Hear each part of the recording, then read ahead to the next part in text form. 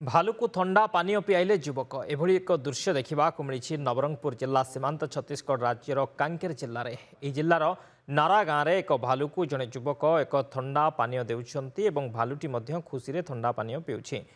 यह वीडियो एवं mobile viral होबार लगी तेबे कौन मुहूर्त जदि भालुटी युवक को आक्रमण करता ताहले युवक जीवन मध्य विपद में पड़ी था। अन्यपक्षे भालू को थंडा पानी देवा फल भालू प्रति यह क्षतिकारक हो पारे तेबे यह घटना को साधारण निंदा करा जाइछे। चित्र देखुंत भालुटी किभली भाव में एक थंडा पानी पिउछि। युवक जनक अति असावधानता अवसत से दौरान भालू को एवं कौन मुहूर्त भालू मध्य आक्रमण जदि करिथांता तेबे युवकंक जीवन मध्य विपद में पड़ी था।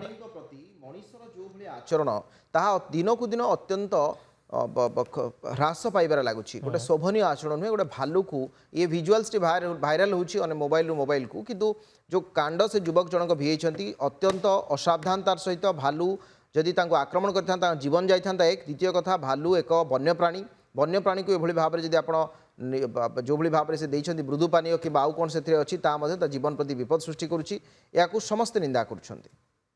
आसीगला पूजा ऑफर राज इलेक्ट्रॉनिक्स से सबटु कम दाम रे पांतु आपनकर favourite electronics up to 47% discount सहित कैशबैक पांतु up to 20,000 rupees. Raj electronics Raj आसंतु राज करंतु।